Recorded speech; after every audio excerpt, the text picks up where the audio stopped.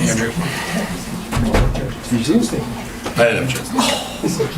Breaking my heart is out. I heard about it. He heard about it. What was it?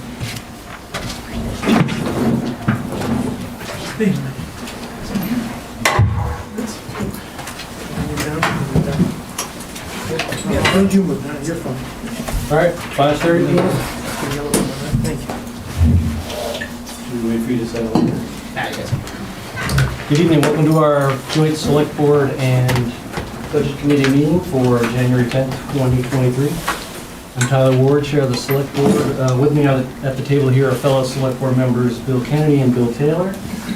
To my left is Nicole McStay, town administrator, and to her left is Allie Kreutz, assistant to the town administrator. Tonight we'll have a presentation from Seth MacLean, who's Public Works budget presentation. We do have minutes to approve from the last meeting, our joint select board and budget committee meeting. We'll do that later, and as recommended by Carl, we'll separate those out. The select board will vote on our portion, and then we'll all vote on that on the joint portion of the meeting. And just for rules of engagement, anybody that would like to speak, please do raise your hand. If you're called on, just state your name for the record so Allie can get those in minutes. This meeting is on air. We have the reminder up there on the wall for you there. Comcast Channel 22, Ustream, and YouTube. And these meetings are always archived for future viewing if anybody wants to contact the town administration after the meeting. With that, I'm going to pass this over to Carl Mazzino, chair of the budget committee. Thank you, Tyler, for getting us started. Let me introduce the members of the budget committee. We have in the back corner there, Amanda Sliver, and Alyssa Lewis sitting the row before her, and the row before that is Ronnie McIntyre. And at the table up here, we have Connie Parkhurst, Mary Clark, Al Lenos, Andrew Osterman, and Rick Plusser.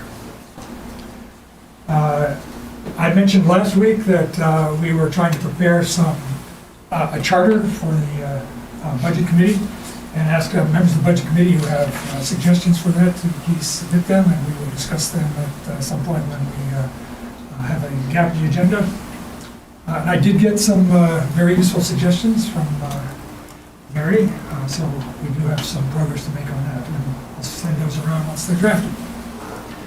Secondly, we have some discussion this week on how to communicate from the budget committee, and I don't have any comment on any of the legalities involved, but I do want to suggest some guidelines that the budget committee can adopt for itself at an appropriate time. Since nobody has seen them before a few minutes ago, we will not discuss these tonight, but we will take any changes or suggestions people from the budget committee would like to make over the next few couple of weeks, and when we feel that we've come to some agreement on a draft, we'll have a public discussion of the various submissions we have, and we'll vote on whether we wish to adopt a certain set of guidelines. And with that, let us move on to the presentation from Seth on the budget. Thank you, Carl. And good evening. I know most everybody in the room, so it's nice to see you all again. This is always such a nice opportunity to get together and talk about the year ahead, and where I can offer some insights into the present year as well. So we're going to be talking about the Public Works budget for FY22, the draft Public Works budget for FY22. I do this every year. I know a lot of people have heard this, but yes? 24? 24, sorry. As it even says on the screen, thank you. See, that's twice now. I've started a presentation, and on the very first slide, just get that out of the way. Nice and early, thank you. FY24, for the sake of clarity. I do this every year. I like to give a little overview of what the presentation is going to entail, and then a couple other tidbits before I jump into the highlights of the budget, as I understand from the budget committee's perspective what they were looking for tonight. So I'll go over very briefly mission and the main department objectives, the Public Works Division and staff overview, FY24 operating budget overview, the FY24 revenue projections. I guess there was some discussion about some CIP items last week. Some of these are warrant related and are worthy of consideration, or at least hearing as part of the presentation tonight. As always, we'll do our best to answer all the questions tonight, but it's a complicated budget that we put together in a short amount of time. It's got a lot of moving parts. If there are questions that we do not have the answer for tonight, the commitment is always to come back to the committee and fill in those blanks. So we'll do our best. We prepare as good as we can, but always available one-on-one meetings. Budget committee have us back. When I say us, a couple people to introduce. Nate Brown is our utility superintendent. He's here tonight. He'll be offering some insight into the water and sewer as well as the recycling budget. For those of you who haven't met Mr. Darren Smith, he is our new recycling manager. He's been with us for a few months in that capacity now, doing an outstanding job. And he's here mostly tonight to learn and see how the budget process takes place. Nate and I work pretty closely with town administration on the development of the budget, as Darren's focus has really been on running the operation and learning how to keep things moving at the facility. And Tim Rose is with us tonight as well. He's our as you're going to see in a moment now, general services superintendent. He was our highway superintendent for a long time. But as you folks that have been engaged with the process know, we've been operating under a general services model. The budget didn't reflect that, but now the budget does reflect that. Some thank yous. I'm going to start with these gentlemen right here. This is a team effort when we put these budgets together. This is not me sitting back, filling in boxes and saying this is what it's going to be next year. The budget is handed to the superintendents based on boots on the ground, what it looks like next year. They bring that back to me. We start working it together. It goes from there to one-on-one meetings with Lily, to meetings with Nicole, and we try to put together the most responsible budget that meets the needs of our community that we can. So it is a team effort.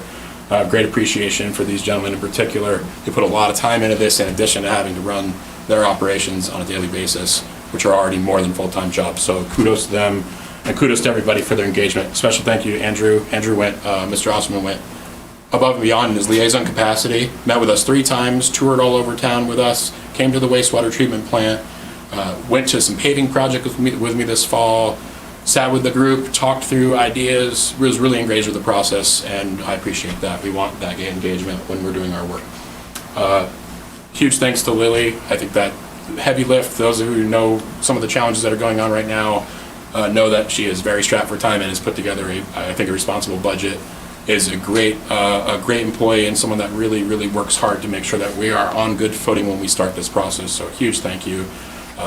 Thank you, Leslie, too, for meeting with me recently to talk about other projects, including some CIP. I appreciate that. So anyone else that I forget who have met with me on one-on-one, who give me their information, but we always do our best to try to incorporate that. It is a team effort, staff and community.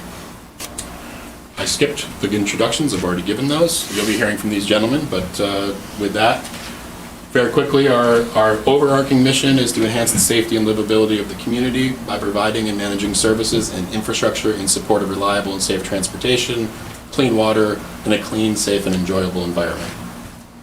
In doing that, we deliver over 170 million gallons of clean water annually, treat over 140 million gallons of dirty water at the wastewater treatment facility, maintain over 70 miles of public roadway, process over 2,000 tons of waste per year with a recycling rate of around 70%. We maintain and repair town facilities, maintain and enhance 37 acres of public parks and trail. I have to give credit to the Parks Committee and the volunteers in this community who spend countless hours in our community every year at sometimes at their own cost to support the Gardens Not Paid volunteer group. Have to always make sure if you see them, please thank them, that they give of their time generously, and our parks and our gardens look amazing because of volunteers. And we, of course, support many special requests from the community on a daily basis. Anything you can think of sometimes lands in the Department of Public Works, and we try to be as responsive as we can to those.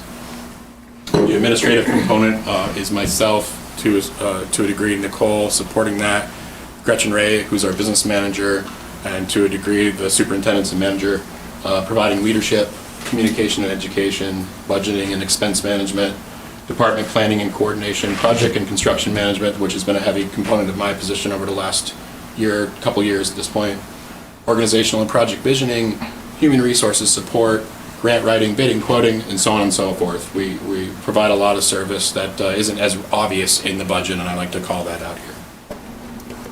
So a couple changes that you, especially if you've been looking at this budget for years, that you noticed probably very quickly in the budget was there's been some formatting changes.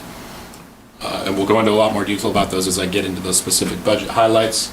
But essentially, you've seen a new section called the Public Works Administration Budget.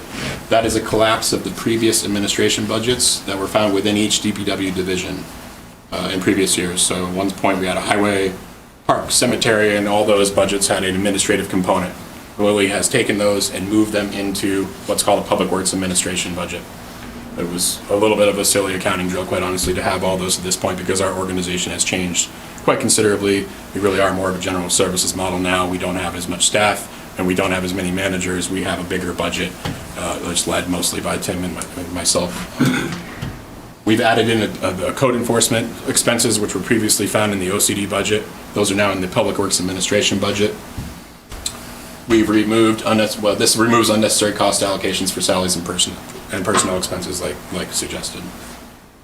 General services, this is also a new budget. We've been operating under this model for a number of years now, but it is the collapse of previous operations budgets in the general fund found for most DPW divisions, including highway, buildings and grounds, cemetery, parks, and street lighting. So those are now all found in general services.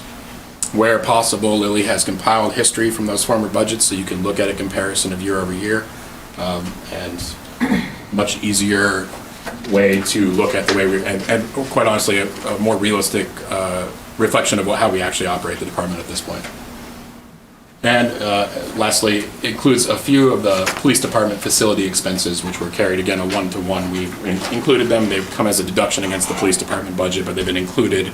And that's for the sake of, quite honestly, ease of management. A lot of this work gets done by Tim, his staff. The bill gets handed over to Tim. Chief Kennard codes the bill. It's been a little bit of a silly drill. So Chief has agreed with this model. We've moved some of those monies into our budget because we handle those programs on his behalf anyway.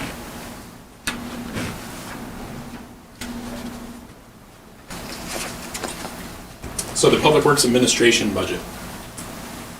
A couple highlights. It's not a very robust budget. This is what it is. So the Public Works Administration now includes code enforcement, which is our code enforcement officer, Tim Hurley. It was extrapolated from the OCD budget and reflected as an offset against the OCD budget. So we've simply just asked them to extrapolate those costs and move them into this budget. It covers a portion of my own salary and our business manager, Gretchen Ray's salary as well. As we see with all the salary, and was discussed at last week's meeting, all of the salary lines and personnel expenses reflect the present logic of 5% cost of living and a 3% merit increase. So and you'll see me refer to that as 8.7% as I go along, but I think we all understand the differentiation there. With that, I'll jump into general services highway. Still saying highway just to kind of keep things until we fully embrace this general services model, because it handles a number of hats at this point. This is essentially what the highway component of our general services budget, or traditionally what our former highway department was responsible for on a daily basis. Paving, repairing, plowing town roads and parking lots. Winter operations, including contracting for winter operations. Maintaining stormwater and drainage systems. Roadside mowing, brushing and tree work. Maintaining and improving sidewalks and curbs. Repairing, replacing signs and guardrails. Fleet services, we do a lot of repair services in-house. Supporting other town departments and activities as requested, managing the town streetlights, and of course, most importantly, customer service to our community as issues and requests come up. General services, like I already mentioned, also includes facilities, parks, and cemeteries. And the old buildings and grounds, which is now falls within general services, was responsible for the upkeep of the town. Keeping our town beautiful and clean by maintaining and cleaning townhouses, police station, libraries, cemeteries and parks, and other projects that involve general maintenance, painting, landscaping, mowing, and so on. Also, the monies from the former parks budget and buildings and grounds to maintain the 37 acres of town-owned land, parks, and cemetery is also found now within this general services budget. Some highlights. As I understand the mission to be tonight, the highlights of the budget, what is driving any changes in the budget? Obviously a big one, and probably the biggest explanation here tonight, is the salary increase. It includes a number of things. It is, again, the collapse of the highway, buildings and grounds, cemetery, parks budget into one, so we carried those costs into this budget. It includes the 8.7% cost of living and merit. It is 10 full-time employees within the highway, used to be highway division. Now we were at 9 full-time employees We made the decision operationally over the last year as opposed to, let me back up. We had a part-time plow driver at one point who no longer works for the town. He is fully retired at this point. He was a 35-plus year employee for the town of Peterborough, fully retired. When we were looking at our options, we decided to consult with town administration, Lily, and say, okay, is there what can we do here? Do we try to find another part-time plow driver? Do we fully hire someone? We decided using the monies that were once appropriated for a full-time custodian who went to part-time also through retirement, that we had the funding in the present budget to bring on a full-time employee, fill that plow route, and sort of actually get our highway staff back to what it had been 2 years prior. So the current budget includes those 10 full-time employees at the current wage structure, plus the 8.7% cost of living and merit. It also includes an additional position that Nicole talked about last week to support more of the buildings and grounds. Again, our custodian has gone from a full-time position to a part-time. I think he's about 22 hours a week right now. 24, thank you. And we've added some money back in for the possibility of potentially rehiring another full-time person to, depending on whether or not that individual that's currently on our staff fully retires. We've got some flexibility to hire in a new full-time position. And I'll talk a little bit more about that in a second. We also have 3 part-timers that we have budgeted many years now for parks and cemetery seasonal work. They're included in this salary as well. And we've got some additional money for utility staff that plow. That is nothing new. We've got 2 employees that are full-time plow drivers and full-time plow routes who are actually utility employees, but as many people know, you cannot pay for general fund services, out of the enterprise fund, which is where their salaries draw from. So when they plow for us, they are paid from taxation. So there's some money in there to cover that. There's some emergency flexibility, and what I mean by that is there's enough money built into the salary line that in the instance of a major emergency in town, let's say another major ice event where all public works employees would be asked to step up and work, maybe even other employees of the town, to get us out of some kind of situation, that we've got enough money in there to offset those enterprise funded employees and otherwise staff ourselves appropriately for emergency situation. That could also include, now I should say I've viewed this a little bit like an a la carte in a way. The operation sometimes is dictated by the year that's ahead of us or the circumstances that we face. We have never built in any flexibility into our budget in years past, and I'm asking to do it now. Right now, we have no way to backfill easily our utilities department either, and I'd like the opportunity to incentivize some of our generally funded employees, our highway employees, should they so choose, to obtain some licensing in order to be able to backfill at our utilities department if we were ever in a pinch. If we were to lose an employee or 2 tomorrow, we would actually be in a lot of trouble in terms of delivering water and sewer services to the community. So I'd like opportunities to incentivize them to obtain licensing. That does take time and money. And I think there should be a monetary value involved with people doing additional training to support the community. Last thing, if you recall from last year, we had the issue of some troubles hiring seasonal employees to do our downtown mowing. And at the time, we talked about how we want to hire. If we get into the summer season and we can't, we're going to contract out. We've left that money in. And once again, our intent is to fill seasonal part-time work. But if we can't do that, we will need to contract out again, which we had presently contracted out. I suppose not presently, but last year we had contracted out for the mowing of the downtown. This would give us, so we've essentially taken that money, which I'll get to in a second, moved it into the salary line so that we properly account for Social Security in the event that we don't have to contract out for those services. But that's what you're seeing. And seeing that actually shows as a reduction against services, but is reflected in salaries. Services down 35% or $28,340. For those involved with the CIP process, you know that one of the things we've been talking about for the last few years, but we have now done, was purchasing a replacement Vector truck. We have done that, and we haven't quite taken delivery yet on it, but our truck will be here and should be here well in advance, right, Nate? Yes. No, I just got the invoice, so it's... There you go. Yeah. Truck's right around the corner. It's going about 7 miles an hour from New Jersey right now as we speak. In any case, as I said at the time, if we're able to purchase that truck, there should be a reflection in the operating budget, a reduction, because some of the services that we couldn't do with the existing truck, we can do with the newer truck. So we've eliminated the contract for, once we get this truck and make sure, we've eliminated the contract for catch basin cleaning. The big yellow truck that you see around town, especially if you live downtown, we'll be doing that work ourselves going forward with our new vehicle. I already discussed the $9,400 for contracted mowing services that's reflected in the salary line here. Electricity, as I go through the whole presentation, I'm going to probably gloss over electricity, gasoline, and diesel because I'm going to hit those high points right now. It's really the same no matter what budget we're talking about. So if there are questions, happy to answer them, but the logic has been used across the board. So for electricity, we have a rate now. Every one of us in the room has felt it as a customer of the big company here. We through the advice of our broker last year, had too much money in the budget. And we knew that going in. We weren't sure what it was going to be. It's come in lower than that, less than we budgeted, so we're reducing the budget, and that's reflected across the entire budget for the town to reflect actual consumption and actual rates. So the budget now reflects accuracy as relates to electricity. Sanitation and recycling, you're going to see this. I didn't call it out in every budget as a highlight, but it's up almost everywhere. It relates very heavily to diesel. Hauling of anything, whether we're pushing snow or someone's hauling on our behalf, contracted services, if it's a diesel vehicle, the price has gone up.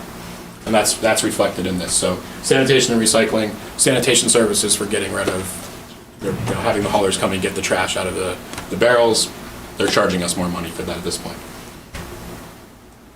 Heating fuel, plus 28% or $14,650. We did a townwide, we do this every year, we did it again, townwide examination of actual consumption and present forecasted federal rates of $5.80. I shouldn't say present, they may have changed. We looked at these at the end of December, I believe. So going with the best rates, they probably haven't changed tremendous amounts since that time, but we use federal forecasting, especially with the volatility of the current market, and try to make our best prediction of what these fuels are going to cost into next July, which can be a little tough at this point. So we have all of our heating fuel forecasted as you see here. We use the gallons used per facility. For oil, it's $5.85. For propane, it's $2.63, and our pellet price is $239.99 a ton. Gasoline, same story. Gasoline is up, reflects an examination of actual consumption and present forecasted federal rates of $3.74 a gallon. We track our consumption and we apply a federal forecast to that for our budget for the coming year. Diesel is up tremendously. Everybody knows that diesel has been, like I've already alluded to, and we see it at the pumps every day. Diesel has skyrocketed and stayed a lot higher than expected going into this coming year. The budget reflects the forecast of $5.85 a gallon times, the amount of consumption per division.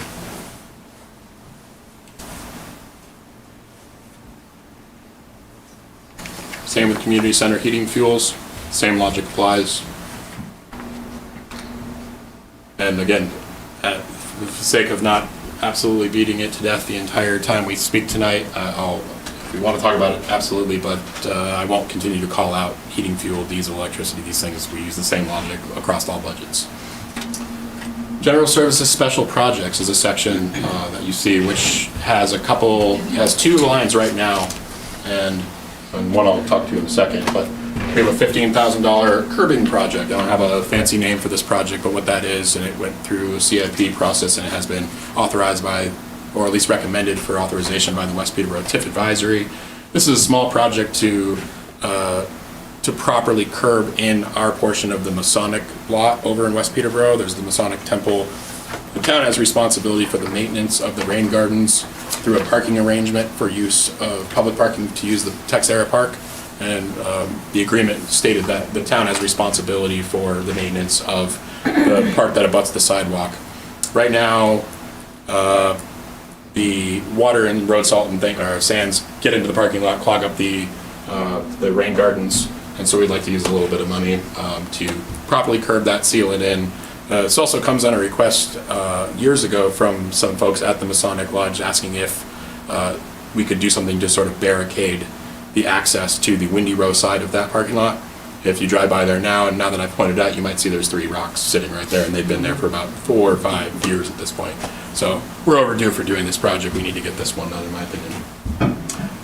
The $55,000 for sidewalks and stormwater separation, there's no increase to that. It's the same that was presented at CIP. It's the same that you've seen in the budget predating my time with the town. This is $20,000 for sidewalk work, which has traditionally been the number, and $35,000 for stormwater separation.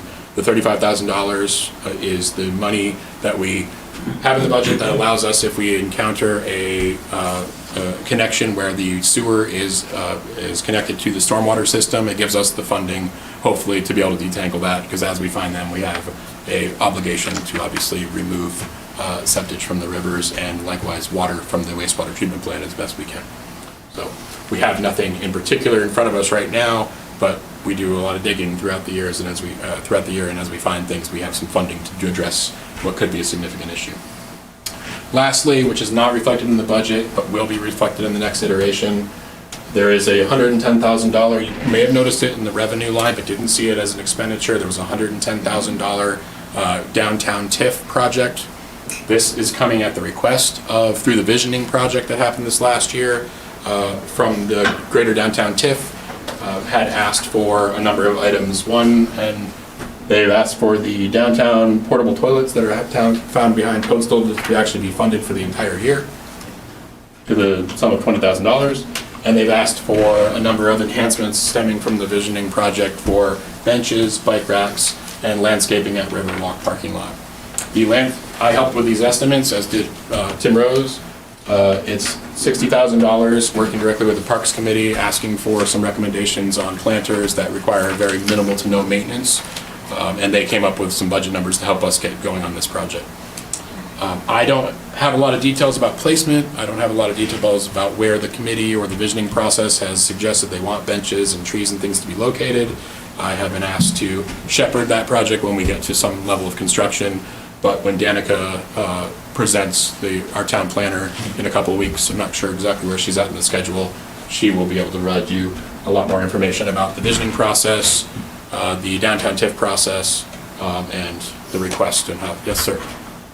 Is that where we were gonna find out what that paved circle is by the bus stop pergola? I'm gonna give that one to the town administrator. We can talk about that after. There's a history behind that. Carry on. Thank you. I knew it was coming. General Services road maintenance line within your general services budget. There's a number of increases there. Winter supplies up 100% or $5,000. This is driven on the recommendation of Tim, who is the one responsible for procuring the items that we need for equipping our plow trucks. The cost of some of those items, most notably plow blades, if I have it correctly, have skyrocketed in price, and we're asking for some money to make sure we cover that, to make sure the trucks are as efficient as possible. Salt and sand, up 11% or $8,000 based on present pricing and how much we use in a given year. This is a good chance for me to quickly pause and want to mention one other employee that I forgot to mention on my first slides. Tanya Rose, who works in our finance department, has done a tremendous job of developing the forecasts for all of these things. So winter salt and sand, energy, electricity, diesel, gasoline, has really put together a really just outstanding and easy to understand format. Helps us to track it. We've been tracking it for years, of course, but she has cleaned it up, streamlined it, and made it so much easier to decode these things as we get into the budget and to manage our expenses throughout the year. So she does deserve some credit. She has been pulling triple duty, as Lily has, and the output of work coming from her desk in particular has really been quite great. Winter plowing services, I mentioned, up 14,000. I'm sorry, up 14% or 10,000. Our contract prices have had to increase in order to retain the services of our outside contractors for winter, and we have one contracted plower out, but we contract with a number of haulers to remove snow when we do our snow pickup operation. We got to contract season this year and tried to give them the old contracts and couldn't get a single signature because we tried. We gave it the old try, right? But in any case, they needed to reflect the cost of rising fuel. These trucks are not particularly efficient, and they do cost quite a bit of money to sit and idle for 10, 12 hours and drive back and forth to our snow dump throughout the course of the evening. So the increase reflects our need to continue contracting a small portion of our work. Street lighting, again, the electricity forecasts are built on the logic I gave you prior, and the budget's down $11,213. So I guess with that, unless you want me to keep on going, which I'm happy to do and take questions at the end. If you have any questions about general services, I'm happy to jump in. Can you talk a little bit about taking over more of the maintenance at Adams Playground? Of what? Adams Playground? What I endeavor to take over, or I don't both. presently endeavor to take over in any maintenance of Adams Playground. The Public Works Department supports other departments as we're requested to do so. We have no direct oversight presently over Adams Playground. I do understand there's been conversations about Public Works taking a larger role in the maintenance of those grounds as well, but it's not a decision I'm empowered to make on my own. Mandy, do you have something? Yeah, I have a question just about the, believe it or not, about 15 years ago, I was on the downtown bathroom committee. So that was my first town committee. So the portable toilets, you know, the reason back then that a lot of movement wasn't made forward is because there was a big pushback from the town that they required lots of maintenance, and there was not, you know, there was no money in the budget for maintenance going forward. Toilets are not something that are low maintenance. So what is the plan? Like, are those portable toilets that are going to be maintained by an outside contractor, and is there an annual contract fee, and is that going to be working into your budget, or how does that work? Right, so it's offset by the downtown TIF and authorized through them. It's the present program, but expanded out over 12 months. So right now we contract with Henniker, and they are responsible for delivery, cleaning, restocking, emptying, all those wonderful things. So what happens when the TIF is over? How, I mean, are those toilets just going to go away when we no longer have a downtown When the TIF? TIF no longer can support funding them. I mean, my impression of the TIFs is they sunset at some point. They Right. have an end date. Right. And so this is just a maintenance cost that comes out of a TIF? It seems- I That's mean, for the rest of the year. This is Okay. these are just Yeah. the winter months that we're talking about. Right. TIF will be funding now. They hadn't before, so yes, if we continue to have portable toilets in the downtown area, it will continue to be a generally funded item. If it's a desire to extend that service year-round after the TIF sunsets, then yeah, will have to be an increase to the budget there. And in prior years, has that money been paid out of the TIFs? yes. So Just for the winter months portion of it, most of the rest of it comes out of the general fund. It's been a general fund item. Do note that the Greater Downtown TIF doesn't sunset until 2035, Right. so you have a little bit of time to figure it out. Right, I don't remember seeing that in prior years, and I know that those downtown portable toilets have been there for quite some time, so I just didn't know if that was typically a general fund, and then, It's been in the buildings and grounds budget. Okay, and so the reason to switch it to TIF money is because there's an increase this year, or? Just a desire for them to be there year-round. So the TIF is funding that year-round cut. Okay, So so you were there in had the it winter, there. they were just locked? They weren't there all They the get time. Oh, they weren't there, oh, okay. They get picked up early in November. Goes to show how often I use them, right? Yeah. The original idea Okay. behind them, Gotcha. all those years ago, after that committee had done its work, was to have them have temporary toilets there available for summer events in Depot Park particularly. And so it was, they go in there in the spring, they come out in the fall. Then during COVID, there was a need for them since so many restaurants had closed their access to their bathrooms. So we did have them there year-round for 2020 into 2021, but we overextended the budget at that point. We ended up drawing from other parts of the buildings and grounds budget. The following year, we took them out. There was a lot of pushback on that, so we said, okay, well, if we can find some funds elsewhere. There were some private funds that helped to keep them there this year, and that's how we're moving forward. Thank you, Into that makes next year. sense, and I do understand that we have plenty of time before the TIF. It's just my understanding of how TIF funds should be used is, it still is a gray area, and I know I brought it up at meetings in prior years, and it's always been told to me that it is a gray area, but using TIF funds for maintenance of regular things is just a little bit fuzzy. It's typically for projects and new projects and installations and infrastructure and things like that. So just want to be careful of how we use the funds. As long as maintenance is built into the TIF plan, then it can be used. And maintenance is built into the TIF plans. Mary? Seth, could you talk a little bit about the proportion of contractual services that occur across Public Works, and has that trended up or down? Sure. We've certainly done our best to hold those pretty steady. I call it a couple, where over a number of years we've tried to pull in more and more work. And I'm going to talk a little bit about one more that we did this last year as relates to our road program, which I'll talk about more in the CIP sections, traditionally fall in there. I can look through the budget and tell you a little bit over the last couple years of history. But generally speaking, off the top of my head, we haven't increased our services line, let's say for highway specifically. We've been able to hold that, and we've looked for savings. So again, you're seeing a reflection of some savings in this year based on work we've been able to bring in-house. The philosophy for the department once upon a time was we're strictly maintenance, and anything that requires any level of construction we contract out. We've sort of changed that philosophy over the last few years, and a lot of that's driven on Tim's expertise and construction background and some of the people we've hired over the last few years where we have a little higher level of expertise than we maybe had in years prior. I'd be happy to do a little analysis on that for you just to give you a more accurate number, but I couldn't do it on the fly right now. No, I think that's, and also the cross-training would also help in that regard. Definitely. I mean, we cross-training is a big one for sure, and I'm glad you bring it back up because it's something that's really, really important to me, especially as we become a little bit smaller department, which we have over the years. We've again become more of a general services. We've got a little bit more oversight from Nate over the recycling center. We've cross-trained a lot of our employees over the last year so that all of us hold solid waste licensing so any of us can work at the recycling center as well. What we haven't really addressed is the need for our utilities department, which requires licensing, especially in the wastewater treatment plant, and I'd certainly like the opportunity to be able to incentivize people to get some licensing done. Okay, thank you. I had a question left over from last week, I think. I see the COLA is 8.7, including the merit increase. Last week I thought everybody was getting 8.7.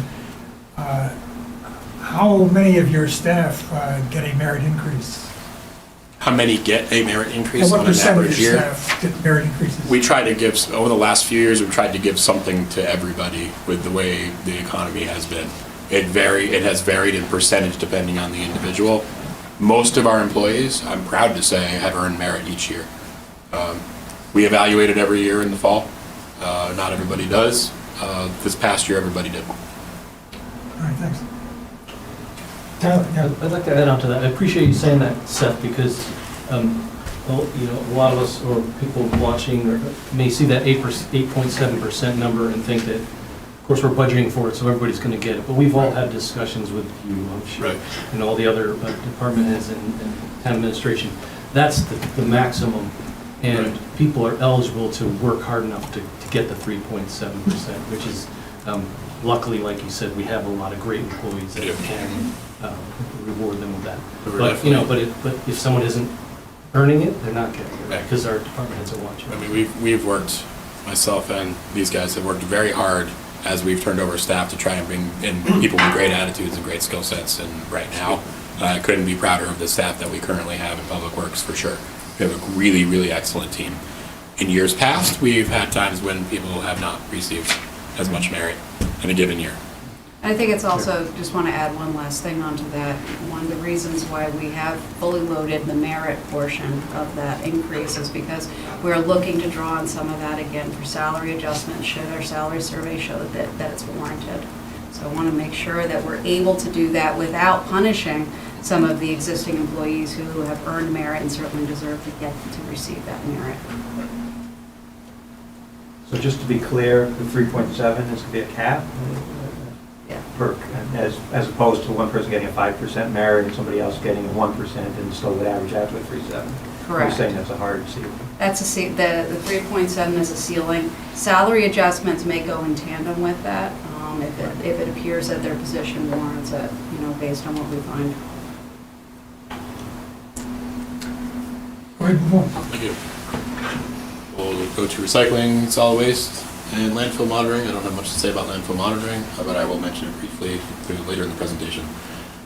I mentioned this already, 2,000 tons of waste on average, and we recycle over 70% in this community.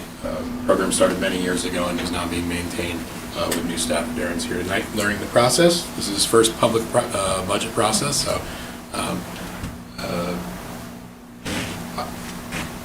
Personnel expenses are down 10%. We have younger staff. He'll get there. Yeah. The elephant in the room, right? But in any case, Darren's done an outstanding job. He's got a couple little newer employees working down there now. One point we did have a much more seasoned staff, and that has turned over tremendously over the last year. So we've got all new staff at recycling. Mentioned prior, we backfilled cross-training all of our staff in the event that we run into another situation like that. We could rotate people in and out of that department. But what's really driving the reduction here is the 10% decrease to the personnel expenses. I didn't just write salary line, but all the additional personnel-related expenses total to $25,000. Again, heating, fuel, and the pay-as-you-throw program. The pay-as-you-throw program is not expected to go up like what you're seeing on the screen. On the good advice, I think, of Lily, we afforded ourselves no flexibility by budgeting right down to the penny in that program. There's money in the account. By budgeting more than we probably need for the pay-as-you-throw program in the next year, we've got the flexibility to deal with plastic bag price increases, hauling charge increases, or any other incidentals. Right now, we literally cannot overspend the pay-as-you-throw program, and if we ran into an issue, we'd have to get very clever as to how we keep that under our cap. So I'm essentially taking that recommendation and saying, yes, it would make sense to give ourselves some flexibility. No, that doesn't mean an increase to plastic bag pricing in town. Now, should plastic bags increase at some point? Probably. Everything else is increased. But our logic has been, people have felt a lot of pain points in their household expenses going up, and the town has money in the bank to support this. It's, so far as I have any say over it, I prefer not to push a price increase down for plastic bags, to thereby possibly even discouraging, disposal at our facility as well. So. Well, considering how people lost their minds after having to pay for the sticker. We've never forgotten. You probably still have PTSD on that one. Yeah, for sure. Those are the highlights of the recycling budget. Move on. It's a very slim budget, always has been. We'll talk a little bit more about the revenues. Yes. Oh, sorry. The glass, the amount of glass there.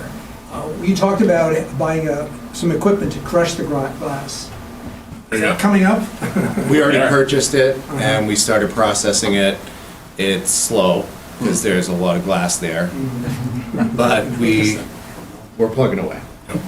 Is it still planned to use the crushed glass for road construction or for other purposes? Yeah, road base, contractors. I mean, we haven't valued the product yet, if there is any. If we can, as a community, we'll maybe make some decisions about whether or not there's a value to that, or whether we give it away for its use.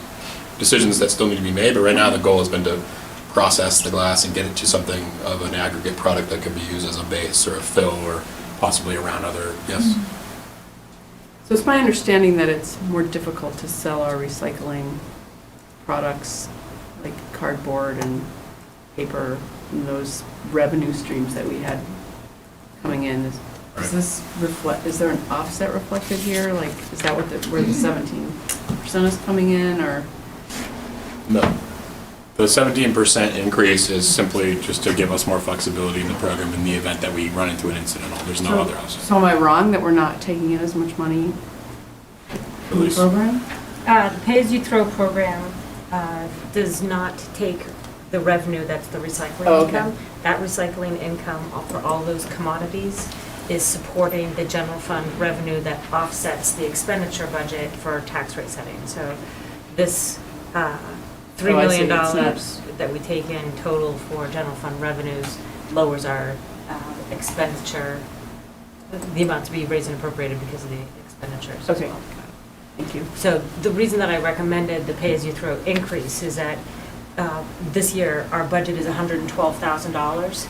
It's a special revenue fund. So you have to set an expectation that your revenue will match your expenditures, and you are not by law allowed to spend more than the expenditure budget that you set. Our warrant articles for $112,000. We have over $55,000 in surplus cash in the bank that we can't use because our budget is $112,000. So that's why I recommended increasing that budget, not because I expect that there'll be that much more to be expended or that much more in revenue coming in, but it gives us the flexibility to use the cash in the bank. Got it. Thank you. Thanks, Lily. Roughly what percentage of the households in town use the recycling center versus paying for their trash privately? Not sure off the top of my head on that one. I imagine I've seen those numbers before, but I can't recall. Just curious, roughly 50, 60? Well, how many stickers? did we Stickers, I was sell? just gonna say, if we take the stickers, 1,600, wasn't it? Yeah, somewhere around there. I don't have or that take number either. take the revenue line from the stickers and divide it out by 5, assuming all people are good patrons and actually buy a sticker and. I bought mine today. There you go. There's gonna be multiple stickers per household, so some kind of percentage, slightly less from Yeah. that number, for sure. I have a couple on in my house, so. I'm not sure exactly, but I think we can back into that number. I'd be happy to get you an answer on that. I think it's a good question.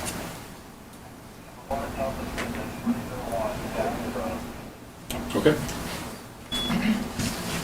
And I'll make note of that, Mary. I'm very curious myself now. Thank you. Utility division consists of the water and wastewater department, is responsible for overseeing water and wastewater facilities and all aspects of the water and wastewater system, distribution and collection systems, and monitoring our wells and sewer system. So the budget highlights for the water division. Unfortunately, the water administration budget, fortunately or unfortunately from my perspective, last year contained monies for our former town administrator who was doing some capital project consulting for us. Rodney was unable to continue on with his duties for the town, and we've removed us from the budget. So more work for Nate and I, quite a bit more work for Nate and I. We are about to award contracts for the Cold Springs project. Rodney was going to be focused in that area. That'll be mine and Nate's a little higher on the list for us at this point without the outside help. I'm comfortable and confident that we can manage this. We have taken it this far for quite some time, and we've taken it up to what looks to be a successful bid that we should be awarding very shortly. In any case, that is the removal of the capital projects manager position from the water budget. Salaries are down 11%. Operational salaries or $14,720, driven by mostly the reallocation of 2 of our employees to the sewer department. We have a chief operator now, which we'll talk about in a second, and a wastewater operator. Their salaries have been getting allocated across water as well. They really don't actually do much water work at this point. They're focused on the wastewater plant. So this is just a more accurate reflection of our present staffing. We've moved that money to the sewer budget, like I'll mention in a minute. Again, the 8.7%. A number of notable increases beyond that in the budget. Supplies are estimated to be up 25% or $9,000. I would leave that to you, Nate, if you'd like to offer something on that. So most of our supplies that we buy are from a company called Hawk. They sell kind of foolproof stuff. But they've implemented a 12% surcharge on all their items. And that's where the $9,000 is.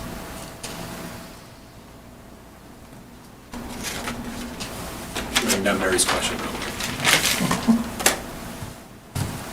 Is 12% part of the 25%? So what they did was, they during COVID, they charged us 12% surcharge. Then they took that away, but added that same amount to each product anyway. So, but everything that we have is Hawk. So all of our probes and our reagents have to be purchased through them. So we kind of don't have a choice unless we change everything over completely, which would cost a lot of money. A lot more than $9,000. That's the percent of increase, 9,000. Correct.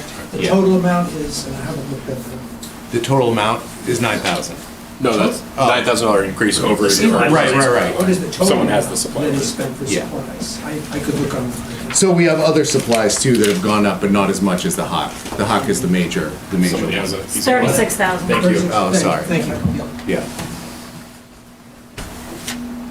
STWA testing, Nate, take it away. So we need to test for a lot more stuff. So we normally test for bacteria and we'll test for lead and copper yearly. But we also have to test for PFAS now. We have to test for manganese. We have to test for asbestos. There's a lot more testing involved, and the PFAS testing is extremely expensive. Can you speak to the permitting requirements and why we test? We test based on what the EPA and NHDES, New Hampshire Department of Environmental Services requires, and they change those rules, it seems, yearly. So we don't have a choice. Right. Are those Yeah. tests available online, or is it come out periodically? They're available online. Yeah. I actually have a document if you want to log in. It's public information, so you can see everything that we tested for, what we have to test for, and what the results are. So Can you speak to the frequency of the testing? I don't have that in front of me. How often do you? Well, bacteria is every month. Lead and copper is once a year. We have radiologicals we have to do a couple times. We have to do synthetic compounds. We have to test for manganese. I think that's twice a year moving forward. Asbestos is once a year. We test for byproducts of putting the chlorine in the water. We do that once a year. I'm probably missing something, but there's a lot of testing. Does that testing take place when the water comes in or before it goes out? It depends on what we're testing for. So the asbestos, we have to test where there's AC pipe in the ground. So that is Winter Street. The chlorine byproducts, we test at Town Hall, we test at Union Mill. Bacteria, we have 5 locations throughout town to represent the whole system. PFAS, the IOCs, VOCs, SOCs, and manganese are tested on the raw water coming out of the ground. My strategy there was to let you know just how much goes into delivering clean water to your house. And not just testing, but, we have a small staff and we have very professional people who deliver a very high quality of service to the community. And they do so mostly in the shadows because you don't see the utilities employees nearly as often as you see the other guys that are mostly in the shadows, the highway department, who are plowing the snow at 3 o'clock in the morning and doing all the dirty work to make sure that our community is really livable. But in any case, people, I think, oftentimes don't really understand the level of technical need or dedication that we have put into that water system is. Do we maintain a laboratory, or do we send them out to a laboratory? We send them out. Okay. Yeah, they have to be a certified lab. I thought about, we couldn't do a lot of testing, but we could certify our lab. It's expensive and it wouldn't be worth it, in my opinion. Milford did that for a while and then they stopped doing it. It was too much money. And I did forget to mention the lead and copper that we do yearly. We have 40 sites. We have to get 20 samples and those come from people's homes. So we have to ask people nicely to take a water sample and hope that they leave it out the next day for us to pick up, which doesn't normally happen. So people who might be watching from home, it's really helpful if you let us sample your water. Yeah. It's better in the community. And do you have responsibility for Cunningham Pond as well, for testing for E. coli, or is that done by? We do not. Have the rec department for? Yes, recreation does that testing. We have responsibility for the tiny little dam that's on Cunningham Pond through our budgets, but we do some dam maintenance through the general services budget. In fact, Tim's group just performed that maintenance. We're not finished yet. Snow got in the way. Snow got in the way. I just have a more general question. As far as our wastewater facility, is that in good shape? Or what's the long-term picture for that? It's in outstanding shape. Outstanding shape because the staff is outstanding. It's also kind of new. It's kind of new, but it works 24/7 and it takes a bit of a beating. But we have qualified people who are meticulous in their duties. I would encourage you to take a tour. Mr. Osterman's about to talk about maybe his tour. It's weirdly clean. Yeah. Weirdly clean. Yeah. There's specifically an 8 square foot patch where you can sort of smell something. Yeah. No, I'm sure it's clean. I was just hoping long-term that we Yeah. wouldn't have to worry about. It's a hell of a 8 years. Right. I will say that it is kind of new, but it's all already over 10 years old. Yeah. So it's, Yeah. I know. All right, so What do you have I there? know. all right, so it's in great shape now. I guess we're good. Strategy, and the board can attest to this. At a workshop earlier, actually last year, I had asked the board for at least a tacit sort of go ahead on a rate evaluation, which ultimately will feed a little bit more robust capital plan for our water and sewer system. That's not really reflected in the budget. It's a little off topic here, but it is to the question, which is right now, the Water and Sewer Department do lack a strategic asset management plan, which is fed by a fair and equitable rate system, so that we're saving enough for long-term needs.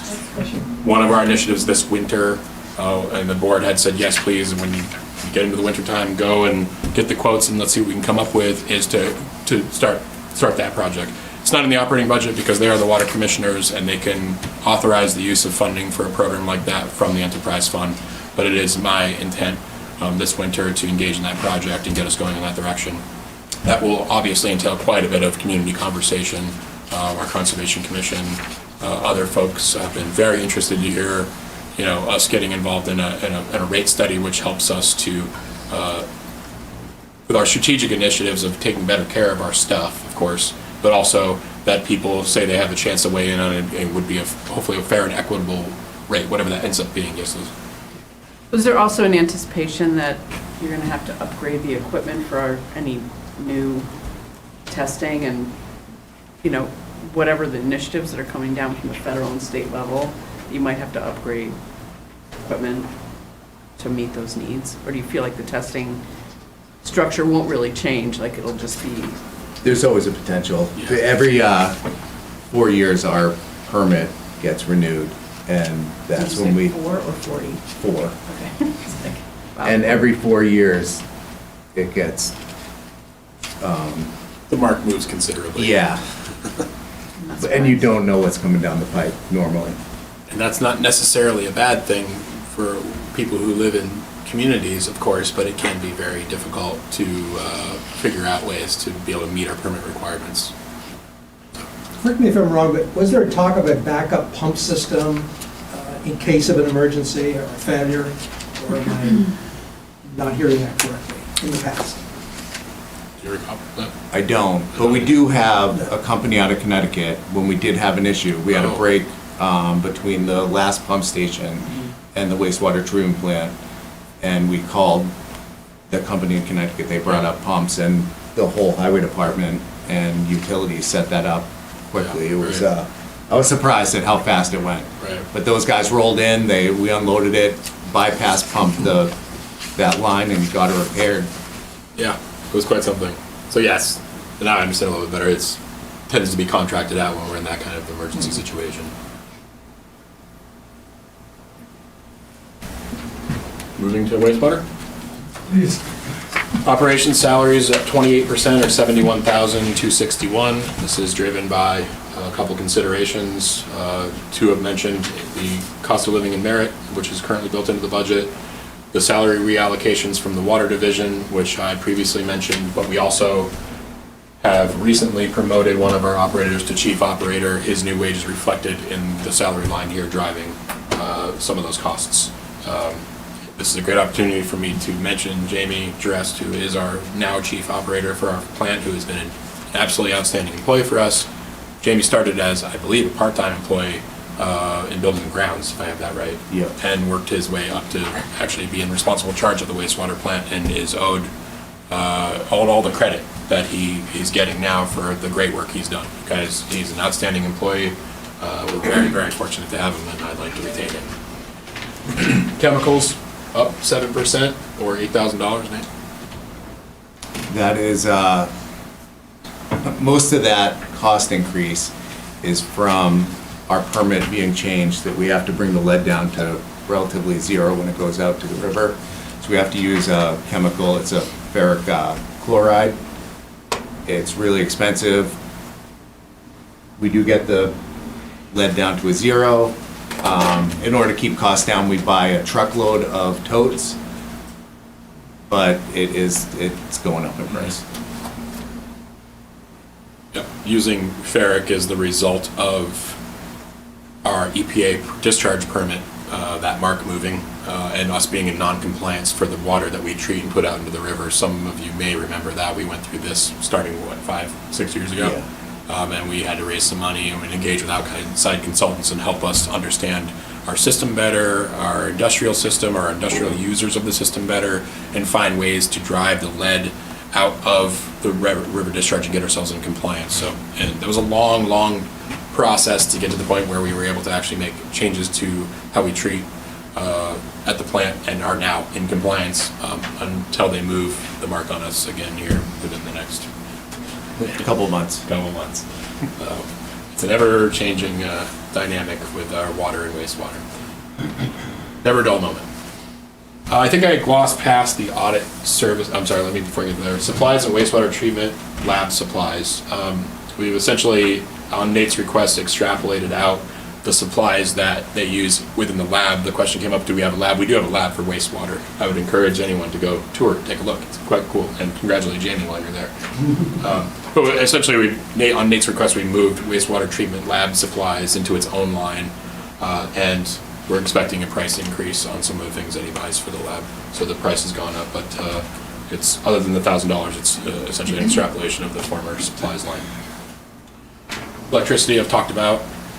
Like I was about to say a second ago, I glossed past but didn't mean to, utility billing audit services. So when we have town audits done from outside consulting audit firms, those costs get allocated across the budget, and my understanding is we expect the price to, unless you The Uh, price want to... is not increasing, it's just we're allocating more to water and sewer to reflect the percentage of time and money and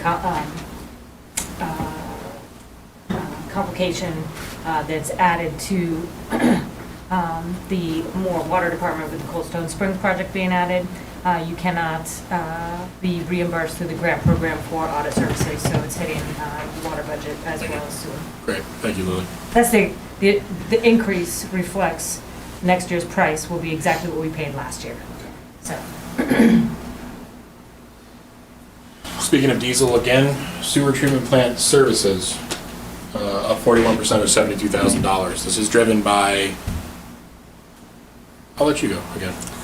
He deals with this every day, and it is the big problem that we have with our plant presently that we're going to need to solve at some point. So we grow the bugs at the plant, and we have to take the old bugs out. And the old bugs are the solids, so we don't dewater them and make a dry product. We just thicken them. So we send out 6% solids, 94% water, so a 10,000 gallon tanker truck once, sometimes twice a week, comes and picks up that sludge, and it's very expensive to get rid of it. Nate, Yeah. just to clarify, the bugs you're talking about are not cockroaches? Correct. Right? Yeah, they're the ones that actually clean the water. It's bacteria that you're Bacteria, intentionally yeah. introducing into the waste stream? Yes. Yeah. So Thank you. large tanker trucks leave with mostly liquids presently and get hauled to Cranston, Rhode Island. And we have to pay for that to leave. And presently, but they're obviously the diesel is driving up a tremendous portion of this, as have the hauling rates have increased as well, mostly on the back of diesel. But this highlights obviously a major point in the enterprise funds that we need to strategically be working on over the coming years, because this is increasing year over year over year, and we have very little to no control over it presently because we lack the technology to reduce the amount of liquids in that mix at this time. And we only have one hauler that we can use that is affordable. Could you guys talk a little bit about how investing in new technology could change those numbers? Go ahead, Nick. So what we could do is get a press and dewater that sludge so it's 21%-ish solids. That would make a cake. It could go into a dump trailer, a six-wheeler, a roll-off, and then we have options. It could go to Merrimack where they would turn it into loam, or it could go at that point to a landfill. What's involved in the technology, the expense to switch over? I don't know that we necessarily have the room currently, and we would need someone to figure out if the floor could hold the load of the new equipment. There would be conveyors involved. The building wasn't designed for that. It would be a substantial upfront cost for any of the technology that would be used to eventually drive this down, but I presume through a combination of grants and other funding that there may very well, although we need to do obviously a closer examination here, they may be a reasonable payback period on our investment. Why aren't we treating this as a revenue opportunity and selling the fertilizer as, for reuse. Which leads me to ask, what's happening with the sludge bags from the lagoon closures? That's got to be ready for gardens by now. So the liquid we can't sell, but if we had a cake, there is a potential that we could have it tested and we could set up a composting facility, because you can't just use it as a cake. It has to be composted to kill all the pathogens that are in there. And that's what happens in Maryland, correct? Yeah, they have a state-of-the-art facility there. I'm not putting it on my garden, I don't care. Just have a free If you bid. buy your mulch from Agway, you probably are. The second question is the sludge bags. The sludge bags contain some contaminants that are hard to get rid of at this point. Now, the board knows, at least a couple of you were involved at the time when the lawsuit the town settled that relate to those bags. That money is in the bank and is on our strategic plan to start figuring out what we can do. We have not paid for services yet, but have engaged some outside engineering, wastewater focused engineering folks, only at the very basic level to let them know we do need to start thinking about this over the coming months. My intent is to go to the board with some more information on that. But right now, yes, right now it's an item on the list, not at the top of the priority list, but is creeping up the list. We're under no order to move them at this time. We don't need the space for anything else right now, but nevertheless, they do sit and they do need to be disposed of somehow. How many towns around us have this similar issue? Would you estimate? It's just not as specific number. I imagine anyone who's got a plant that doesn't have the technology. Correct. Jaffrey, they have a centrifuge. They dewater. They send it to Merrimack. I don't think they haul it themselves. Bennington, they have lagoons, so their sludge just sits in the bottom of the ponds. So they don't have a big enough facility, they could take our water and de-water that. Well, Our sludge. That's what we've asked. We asked very nicely. And they said they didn't have room to reach out again next year. So we asked again, and they asked us to do some testing on the sludge that is impossible. So they don't want it, is what it comes down to. So are there plans to ask for an engineering study or whatever study you would need to understand how to upgrade our technology? Yeah, the first step is engaging and understanding what those options are and what that engineering might cost, and my intent is to go to the board with a request for use from the enterprise fund for that work.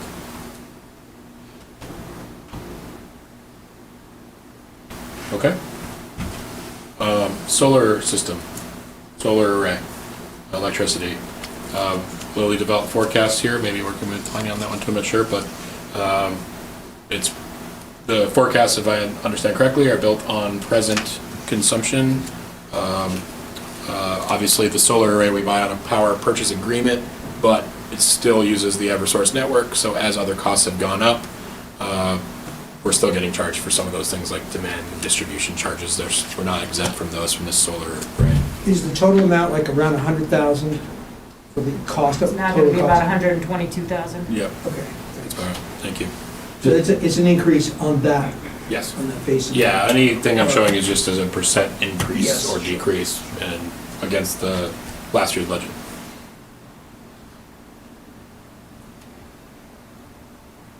Okay. Not go forward. And falling asleep.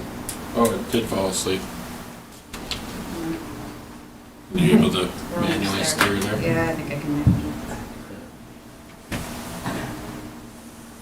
Really quickly on revenue, not a lot of changes there. You'll hear me talking again about diesel and how that affects things like recycling. Rental revenue for the building here is projected to be up just based on actual trends at this point, trying to give you an accurate reflection of what those rental dollars look like in the upcoming year. We don't expect any significant change to that at this point so far as we know, but so a small increase there. contributions and donations to New Hampshire Ball Bearing. So this is the groundwater monitoring program that I talk about year after year after year, but I decided to deal with it here.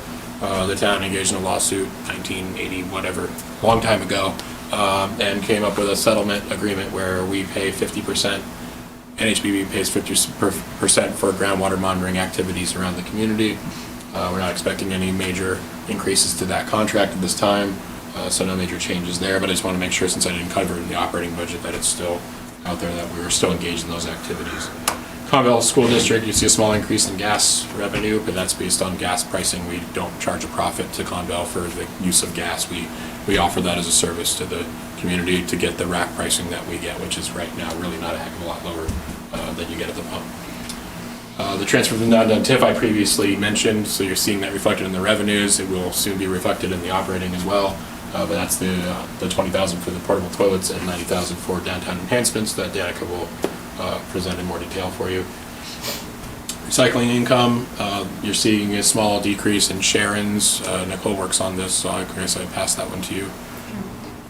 Essentially, the way that we have the formula set up, Sharon pays a percentage of the expenditure minus the revenues. Each year, though, we also go back and we look at what we actually expended and what we actually collected in revenues. Sometimes they get an additional charge in the next year's bill. Sometimes they get a credit. This year, they're getting a credit. I see it. I didn't see it. Sorry. And again, recycling otherwise, commodities based on brokerage forecasting lowered across the board to reflect pricing expectations impacted by increased hauling charges and diesel.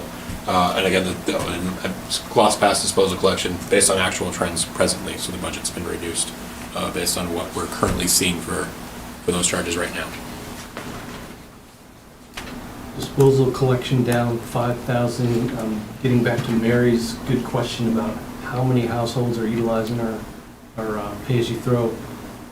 Where is the opportunity to make more people aware that we have that service? I know, the neighbors right next to me, Yeah. they put a garbage can out every week. And I don't even know if they know about our dump. So how do we reach out? How do we sell? You could tell your neighbors. How are we gonna sell this? I've been trying to sell cemetery calls for years. No one's gonna. That doesn't work. How can we sell more That's a dumpsters? good question. I'll give that some thought. If it's important to the community that we try and increase utilization of the facility, we'll devote some staff resources to getting the word out that it's there. If We have that's certainly had a lot of people move to town over the last couple of years. sure. Does the dump make money or lose money every sticker you sell? There's not enough revenue coming in to offset the full cost of the operation. It makes some. Oh, you don't, the less people, the less it costs. No, because we have to fully staff it still, and those expenses are what really drive that budget. You would have less outside service costs, but the majority of our budget is really built on the people that work there full time. But if more people use it, there may be more recyclables to sell. There would be revenue generating.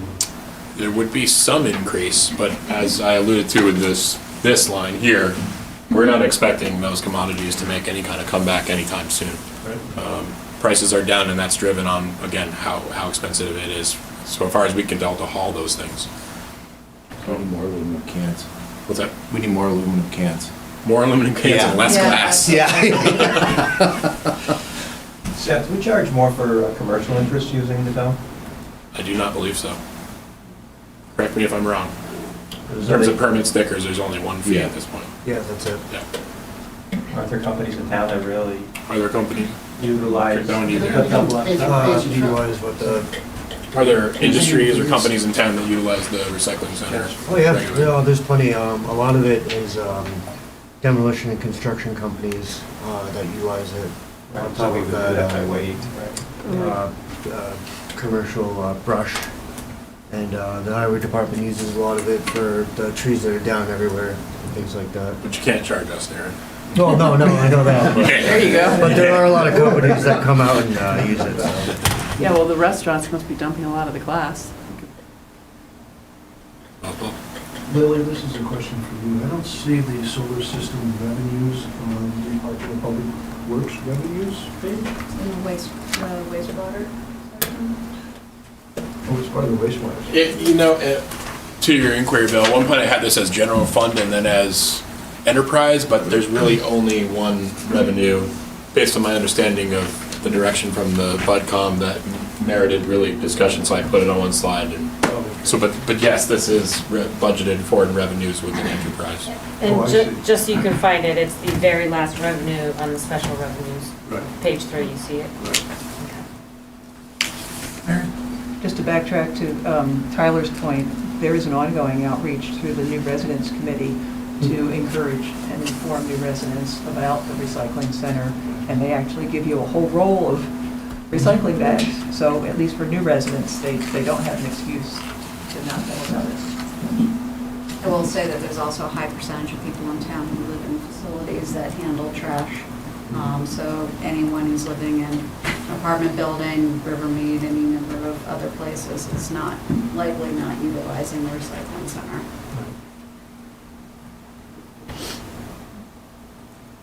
Those were the highlights as I saw them in the revenue budget. Again, recycling income down. We hope to exceed that, but it's so hard to tell right now what the way diesel pricing is. I guess there was some discussion last week, and it makes sense for the context here, on some capital items. I wanted to kind of catch up the sort of the highlights for the upcoming budget. I'm not going to go through the whole CIP presentation now through 28, but I've got a couple. I've always given a road program update, talk about equipment capital reserves, which is relevant, more so relevant here because we're going to be going forward with a warrant article this year you probably heard about through the CIP to properly, in our opinion, capitalize our equipment needs and start saving money towards what we know to be pending equipment. There's going to be a new warrant, new account established, new capital reserve, excuse me, for bridges and culverts. And then an existing project, which I'm just reminding folks of, that I'll throw up real quick. Where are you, Bill?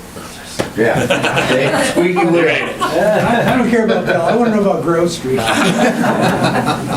Also in the immediate horizon. So my half little joke, but Pine Street's always been on the schedule for later in the program. Our goal was always to work from the outside in and work in tandem with the Main Street Bridge project. It didn't make a lot of sense with all the traffic and construction going on to be doing a lot of paving in the downtown area.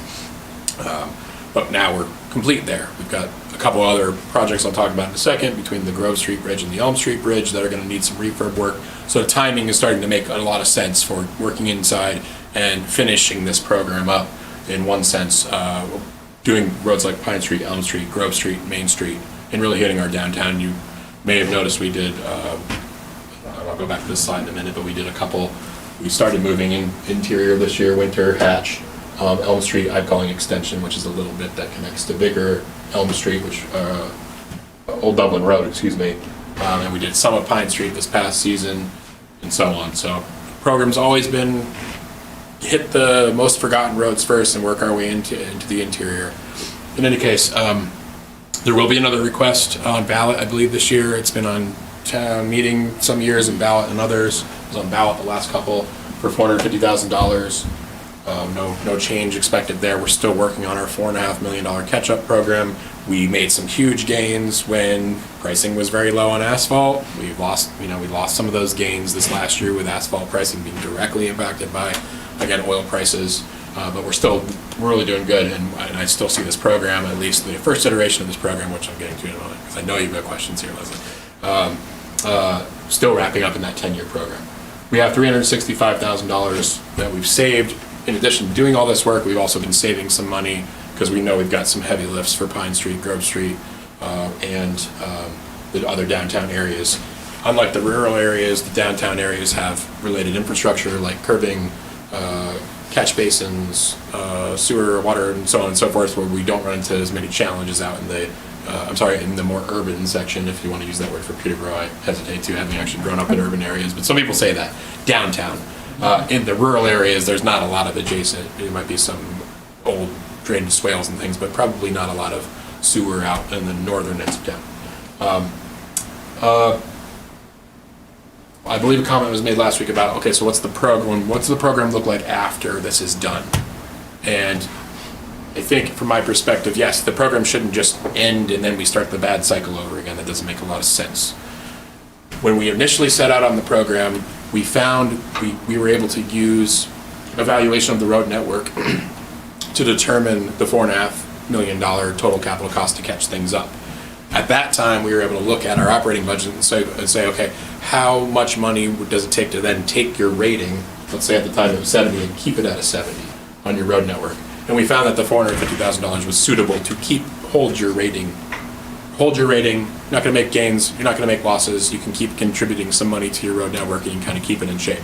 So at the time, we were looking at, yeah, we've got $450,000 in the operating budget, that'll keep our roads in somewhat crappy shape halfway in certain areas around town, and we knew we needed to make an additional investment. What we're going to do in FY25 with 2 years to go on the program is do that same valuation again. Evaluate the entire road network, figure out what it's going to take for the operating budget to support the rating that we have been increasing tremendously over the last few years, and then what would the capital need be from there to continue supporting the ongoing maintenance of that network. So we don't have that answer quite yet, but we would need to evaluate the program and make sure that we aren't being short-sighted, that we are looking 20 years out, so that we're not back where the next person in my job is here 10, 15, 20 years from now, whatever the number is, and they're being asked to do the same thing that we already completed. So in FY25 would be my intent to reevaluate the entire program and figure out if another capital request or establishment of a capital account is necessary, and what would that dollar figure actually be. The heavy paving capital reserve. So this RSR rating, most everybody knows about this, but essentially when we started the program, we evaluated the network. We were at a 70.45, rating a road from a 0, completely trashed, to 100 paved yesterday. And that's where we were able to figure out our overall network was rated at about a 70. Through the program, we've been able to add about 10 points to that. Because we do as we pave, as we maintain, we update the attributes in our database, and we're able to regenerate our forecast so we can kind of monitor our progress and report that back out. So we've made really great gains over the last few years. I think when we started out, someone had asked me 7 years ago, okay, so when it's all said and done, what do you think the rating will be? I said, I'd be happy to get 10 points. We're at 10 points, and we've got years to go. So we've made significant gains on the program. Here's the work that we did last year with those monies. We saved some money, like I already said, but that's the work that was funded from what you voted on the ballot or town meeting in years prior. This year, that's the work we did. Here's the work we've done so far from our operating budget. Honorable mention, we talked earlier about how we've been trying to do more of the services in-house. Once upon a time, for the little crack sealing service that you've seen where the road gets like a rubber little coating and all the cracks get filled in, we contracted out for that. Sometimes upwards of $35,000 to do sections of neighborhood. Tremendously expensive for the service. Tim has brought that, actually, and he gets all the credit for this. He's brought that in-house, trained his staff, worked with the vendor, rented the equipment, and did all of Union Street this last year. So another activity that we're bringing in-house. That doesn't save us money per se in the overall operating budget, but it stretches our dollars further for other work we can do. So huge kudos to the highway department on that one. I think it went really well. We were actually talking about it today. I think it went really good, and I think we'll be doing more of it. More work for us, less work for outside contractors. Any questions about road programs? We've talked about road programs for many, many times, and I'm happy to, and I'm also happy to tour the community. Andrew went for some ride. Our first liaison meeting happened to be when our heavy paving was happening. He got to go out and have a look and see it happening on the ground, which is the fruit of the work that we've been doing for the last few years. They were doing Old Dublin Road, yes. Indirectly, is there any plan to, I know this is being talked about, change the curbing at the post office, that narrow section of road in the post office? I don't know if it is narrower, but it feels narrow. Is that just a perennial question that pops up? Carl thinks it feels narrower too. Is that the spot? Yeah, I always lost my mirror there. Right. That I know of right now, there's been no direction given to me for functional changes related to the bridge project I'll talk about in a second. You, in theory, could narrow a sidewalk there, but I'm not sure how much space is left to give on pretty old, narrow road to begin with. Parking on one side versus the other side, I know that's a hot... Parking tends to be a cantankerous issue here, but if the community so chooses, then I'd be happy to explore that. Seth, a little more detail on the Pine Street project, the time frame. Yeah. Are you going to include the culvert, or is that still I'll get to that one in a second. We're not going to include the culvert this time. The cost is excessive, and I'll jump up to that. But I think the intent is to get working on the Pine Street project on sort of this end of Pine Street. Starting in the spring, we could be doing some prep work. Successful, obviously successful funding gives us what we need in addition to what's in the bank to fund. So just paving, or you could be doing some water? That's it. It's mostly infrastructure underground, not so much water or sewer, but mostly there's a 12-inch culvert on one side that runs the whole length of Pine Street and a 15-inch on the other side. So you got over maybe 4,500 feet of culvert pipe that needs to be replaced, plus the big major culvert that runs from one side to the other. Right. So that'll be part of the project? It's what we've priced out. It's a substantial amount because you also have hand-built catch basins. You're talking about the culvert now, or are you talking about just running? All the culverts run into catch basins running down each side. All the catch basins are hand-built, brick block. They're all failing. All the grates and frames are failing. So there's a substantial amount of work to be done on Pine Street. We could do it in-house. The problem is that the amount that's there and the time frame to do it would tie us up with other projects around. So we got to play around with contracted services and what we can do. And then we got the whole sidewalk that's got to get torn out, curbing replaced, replace the sidewalk. So the plan is to do the whole extent from one end to the other, side to side. It'll be great when it's done, but it'll probably take some time. And then come back in the future for the one that crosses the Yeah, and I'll street. talk about that one in a second. Your inquiry about the big culvert, that's on the schedule, but a ways out. I think we want to be more strategic about the replacement of that particular culvert because of the value there and some of the planning work that's going to need to go into that one. But I do have that because it feeds part of the forecast Lily's generated for this bridges and culverts capital reserve.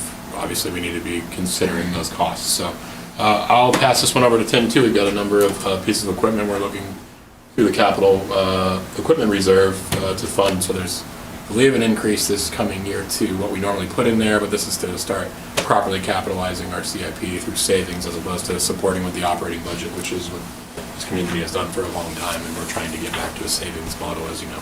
Go ahead, Tim. Well, the first down there is the replacement six-wheeler, which we're replacing the 10-wheeler,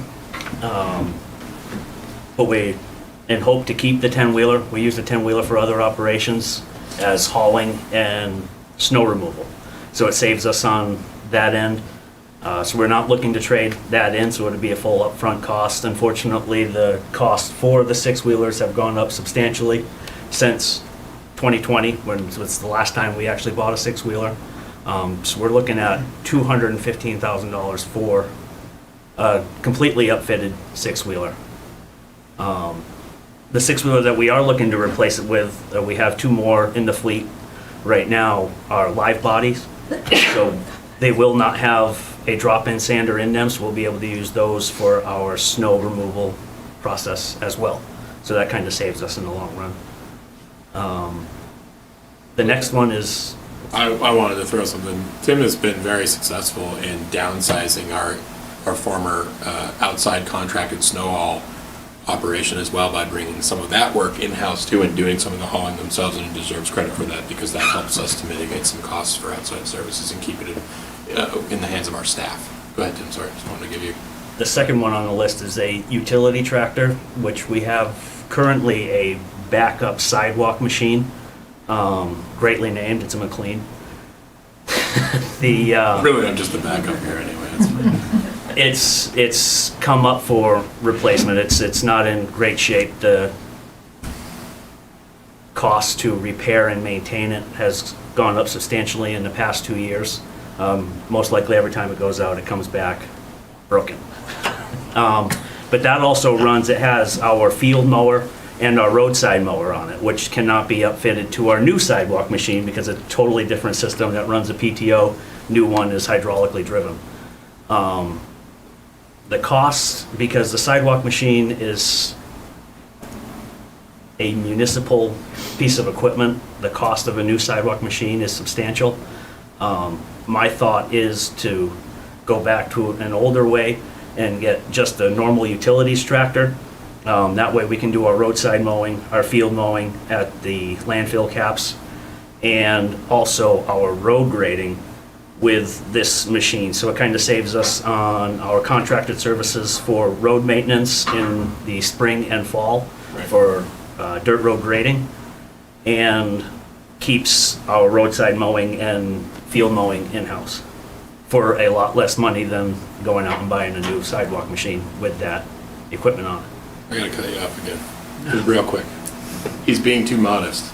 When Tim took over the highway department, there was an old mower attachment, a couple of them sitting out back in the highway garage that hadn't been used in how many years?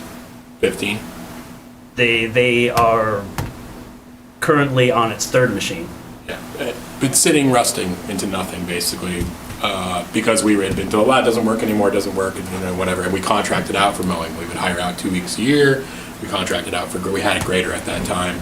In any case, Tim's a Yankee, and he got that thing spinning again, working with the mechanics. The mechanics, who also deserve credit on that, taking something we had otherwise been told couldn't be salvaged and actually getting it, working again and back on our backup sidewalk tractor, and had cut the budget back at that time because we were still loading up money to do that mowing. They took it in-house. The problem is that thing is sputtering along at this point. It's worked really well. It makes sense for us to have it in-house, but the machine that they've been able to Band-Aid back together doesn't have much left in it. So when I say we'd have to go back to putting some money back in for roadside mowing, I personally think the better investment is a utility tractor and keeping that working house. Go ahead, Tim. Thirdly is our 2-ton roller. We have currently, it's not a vibrating roller, and the front drum and bushing assembly is ready to fall off. We use it almost every day in the summertime when we do shimming and sidewalk work. I'd like to put it in the budget to replace that with a newer dual drum vibrating, same tonnage, 2-ton roller. And that way, our work would come out even greater. I mean, it would be, with a vibrating roller, it would really come out nice, and it's needed. That old one is shot.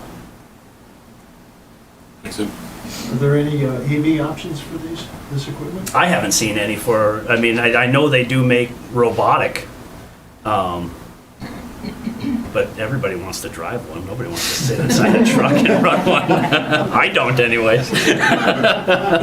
Nice. Looking at a new 6-wheeler, no doubt it's diesel. Diesel costs are the highest in the budget. Are we looking into converting our sludge into biodiesel? I just Googled it quickly. There's a place in Canada that does it. I mean, we have biodiesel was giving away. I mean, we're paying for it to go away. Could we? Sure. So the short answer is no. There are a couple issues with converting utility grade equipment like this over to biodiesel. The big one is that it's less mileage and it puts more wear and tear on the machine. The second issue is that the economies of scale for an operation like that would be considerable. Now, if it's helpful, we have been kicking around some big picture ideas on how we can leverage the public works infrastructure to better support the Greenville mission.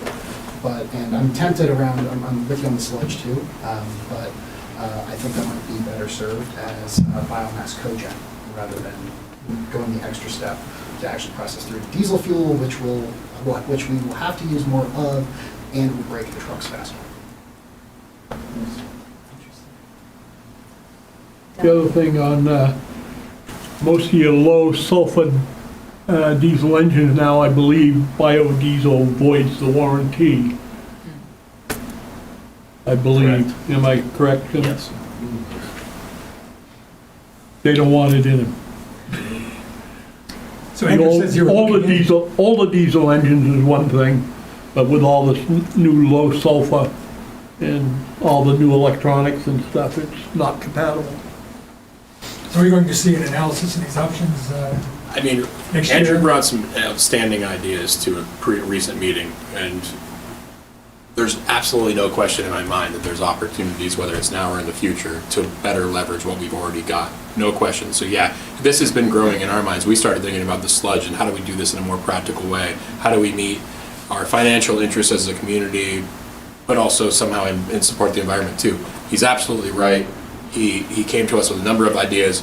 We'd have to check out the feasibility on some of these, no question about it. But they were all really good ideas that are maybe in use in other places. Maybe the technology doesn't quite allow in a smaller system like ours now, but yeah, he definitely got the gear spinning for myself and Nate and the team. And I think we've got a lot of work to do. There's no question that the like we said about permits too, the market's moving. The energy market's moving too. You know, diesel trucks, hopefully at some point are the thing of the past, but they're not quite yet, so far as we know. Is there EV options for six-wheelers and large heavyweight machines? I'm not aware of any quite yet, but we know it's coming down the pipeline. Can I just give a really quick example? Yeah. So we're looking at about, what is it, $1,800 for a tractor trailer of cardboard. We pay about $7,500, $7,800 for the same amount of pellets. So if we could convert our utilization from pellet systems over to waste biomass, we could actually be burning our own trash rather than taking out of the pellet market and cut our fuel costs substantially in that one domain space. There's a lot of opportunities. There's no question, and I think we're getting to that point where it's time to start taking a hard look at it. Costs are escalating. There's no question, and all of us feel the pinch on what's been happening with diesel and heating fuel. Every person in the room is impacted by that. But down to what you buy at a grocery store versus what we're paying for services for our community. As far as I can tell, there's no insight to it. So it's time to start getting a little bit more strategic. I couldn't agree more. I do feel like the first step is understanding putting a better rate in place than we have right now. I'm not sure if better is the word, but evaluating our rate and making sure we're properly capitalizing ourselves so we have the funding available, because no matter what we do, there's no question there's going to be an upfront cost to make any conversions that better leverage whatever we have, whether it's for waste or otherwise. But that will certainly be included as we go through our upcoming process. Any other questions on the equipment capital reserve? Bridges and culverts capital reserve, I'll go really quick. I presented these in great detail a couple times through CIP process and otherwise. This is for the sake of just understanding when we get to that warrant article, there's going to be an establishment, or, sorry. Add the word dams to it, because that's what you did in CIP. And I meant to ask you, because I was like, I'm not sure I have this title quite right. Mandy once said, if you haven't checked by Lily at this point, and you're doing something wrong. Anyway, it's true. Then I actually toiled over that last night. I was like, oh, what's the name of that? Anyway, thank you. Bridges, culverts, and dams capital reserve will be going on a warrant article to town meeting this year. And it's because we have some pretty substantial needs coming up. And unlike years prior, these would be supported oftentimes by a big hit to the operating budget, maybe some clever funding otherwise through grants and other. But in any case, we're basically saying, we know what's in front of us right now for projects that don't otherwise fall into another, don't have any other potential offsetting, or at least presently, and they are as follows, which is going to feed the request, which you may have in front of you right now for what that request is going to be, but the schedule tentatively right now, although harkening back to your question about downtown paving as well, I want to get this Grove Street Bridge refurbished. We're not replacing, this is just, it's got some issues. That's the only one I included a picture of, but see all this spalling. A lot of these stones are popping out. We've seen the potholes the last couple of years because the deck itself needs some repair work. I'll spare you all the details on it. Actually, I do have a pretty good picture of this. One of these stones are loosening and things are sort of slowly coming undone. The bridge is rated at about a 5 on a scale of 0 to 10, so it's at that point where make a choice, either invest in bringing it back up to snuff or let it fall into disrepair and replace it at some point in the future. So in any case, these are the big projects in front of us. The second one was that culvert Rick talked about, Pine Street culvert. There's the drainage Tim talked about, but there's also a very, very large cross culvert there that's going to need some substantial work. Now, this is an early cost estimate. We're still working on that. That involves quite a bit of work connecting through private property, obtaining easements. I'll spare you all the details now. I would encourage you, if you want to see what I have for plans and things, come see me. I'll be happy to take you through this. It's very much in its infancy. It's put later on the schedule We don't see it as an imminent failure at this point, but it definitely needs to be replaced. It's more of a problem on the private property right now than it is the public property that it connects to. It's semi-complicated on that level. It's essentially a private system feeding in a public system, and we're going to need to work with the private ownership adjacent to it in order to come up with a solution. The first solution, best case scenario, is estimated at $1.3 million. We're going to be working to try and drive that cost down. But by putting this a little further out the schedule too, it gives us some opportunity to get ourselves prepared, be shovel ready, as you've heard a lot of times in these meetings, and try to obtain some outside funding to help drive that cost down as well. In any case, these are the projects right in front of us over the next few years that are driving the need for this capital reserve. And I believe Nicole may have already mentioned that there's some bridge aid that's coming, and that will help to capitalize the account if established this coming year. It was a mouthful. Trying to hit three points in one there. So, any questions on these? Are there any federal funds available or grants available for some of this work? None of these that I'm aware of right now. I'm not sure about the culverts, so I'll be looking into that. Nothing for the bridges because they're not rated low enough at this point. It's sort of the game.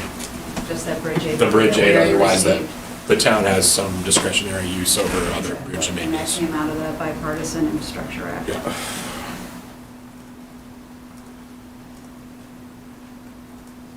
And then this one's been on the CIP and talked about for a couple of years. We intend to get this work accomplished this coming year. One of the things we're going to be doing relatively soon is working with a structural engineer to make sure that this pad can support a structure like this, but essentially it is the replacement, if you've ever seen behind the recycling center, of these backhaul trailers, which is our current storage. They are completely dilapidated. The floors are rotting out on them. They're actually not big enough for us to actually make any strategic decisions about what we store at the facility because we don't have enough storage space presently. Meaning if the market were to, if it's advantageous to the community for us to sit on aluminum for a few more months, we actually don't have enough space to sit on baled aluminum right now. Our hope is to put something similar like a cold storage building like this over this, giving us a lot more room to work and store product. This had previously gone through the process and our intent is to move forward on a very, very basic cold storage replacement of those trailers in this coming budget. That is it. I will end quickly just saying I'm always available, email, telephone, face-to-face, and of course come back to the committee at a future time if there's any other questions that come up. I know there's a lot of information thrown at you, but I'm always happy to support in any way I can the process. Given that it's only 4 slides, would it be helpful for me to walk through the presentation? Not tonight. Need to consult on that and go back and review it. As Seth said, he is willing and very likely to come back to do this, and we will address any questions that are going to require some background preparation. Carl, if I can, Andrew had also sent in some questions that the entire committee was copied on, and I said that I would answer them at the meeting. Should I do this now, or? Questions regarding? Regarding the budget, mostly health insurance, staffing related questions. I can go through them very quickly if you would like. The stuff that you went through last week? It's some clarification on some of those items.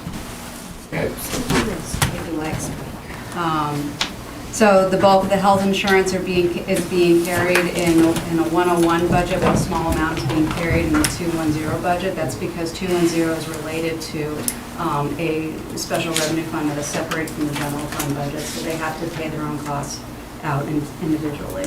So anytime you have a fee associated, 210 is rep revolving.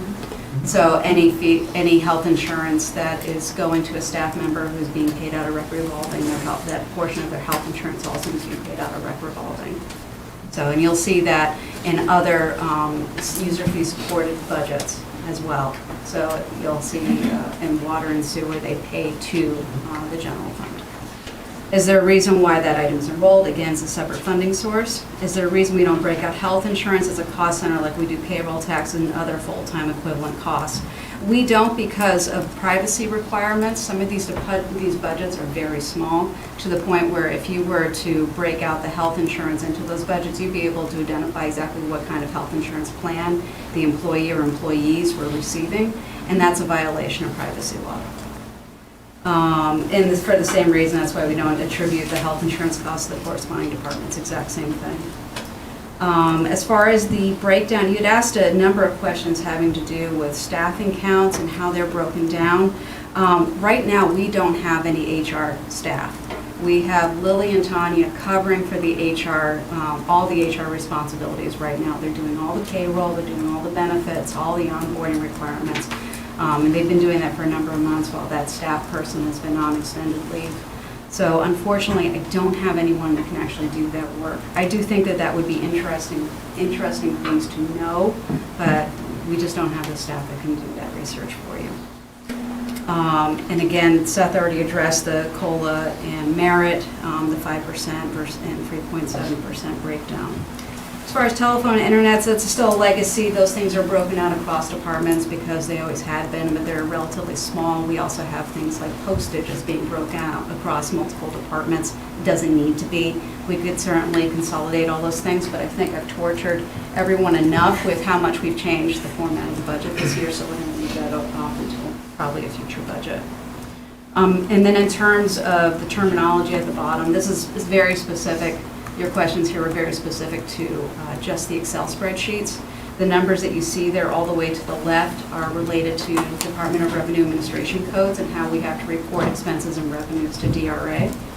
And then you have the department numbers for executive administration and the account line right below that. And those are the specific account codes that we use. So it's account line for the term and an account code for the code. Exactly, yep. And that's pretty much it. So thank Do you you. have anything else you wanted to address there? The only other thing I wanted to add is the COLA policy town-wide, and it hasn't been consistent over the years? The 5 plus 3%, 3.7? No, it varies. So what we do every year is administration staff, finance director, myself, in recent years Seth has been part of that. I've met with the select board to review the Northeast CPI and the Social Security COLA once that's been announced for the upcoming year. We make a determination of what makes the most sense, what do we think that the town can afford, and then how do we break that out. And so using the Northeast CPI in this case and Social Security COLA, they were basically the same. It was 8.7 and 8.8, I believe, when we looked at it. We landed on 8.7, and then we just basically made a divide. What do we think really needs to go to COLA, and what can be considered for a merit increase? So taken together, it's a COLA increase as reflected by Social Security and women in CPI. Correct. So it's not really a merit increase. If Well, you don't get a merit increase, you're actually making less money. That is correct. That is correct. So unfortunately, folks, that, you know, if we move forward with the 5% COLA, and you have staff that don't make merit, that, you know, have not performed well to make merit, they will be looking at a reduction essentially of their salary as compared to the buying power. Well, they'll be looking at less of an increase. Their salary's not actually going to get. Well, no, the real purchasing power. Real purchasing power of their dollars Sure. will have decreased. Yeah, Yes. because inflation will accelerate faster than their raises. Right. It's one way to call the crowd. Maybe. It's, no, As you get to keep your job, Tails, good luck paying your rent. and you are speaking to something that is always a challenge for municipal governments. We are constantly playing catch up with COLA. I guess the question I have is, COLA is a federally identified number. Yes. New England CPI is a federally identified number. Why go through the rigmarole? Like, why not just link it to the CPI? It's not our call. The feds come up with the numbers. Like, it just seems like this odd policy that winds up punishing town employees by restricting their comp. I wouldn't call it a policy. It is a budgeting decision that the select board, the budget committee, and ultimately the voters make every year. It's not, we're not obligated to give a certain amount. We don't have CBAs for every employee. We do have them for some, and even those CBAs that we do have refer to whatever the other employees in the town are receiving. That's what the union employees will also receive. Sir, Yes, could you identify something? when you talk about cheating the people, State your name for the record. Joseph Cox. Thank you. When you talk about not getting a COLA raise every time with inflation, most people that work in the private sector don't have the health insurance people in town do, don't have a pension anymore, they're so the people in Peterborough, the people that work for Peterborough, they do a beautiful job. These people do a beautiful job. But to think they're underpaid is ridiculous. Well, in point of fact, I'm not saying they're underpaid. But you're saying they should be, No, I'm saying they if should we keep. have a cost of living increase, the cost of living increase should reflect a cost of living increase. Full stop. Now, the merits of having merit pay, why people are paid what they pay, that's a great conversation. That's what I was trying to get in terms of the breakdown of actual FTE costs. We don't have the number because, as just was said, we don't have the staff to pull it. I'm with you. Looking at staff compensation benchmarks is a valuable exercise. But right now, we're calling something a cost of living increase, and it is not. It is a cost of living increase that is intentionally set below federal standards.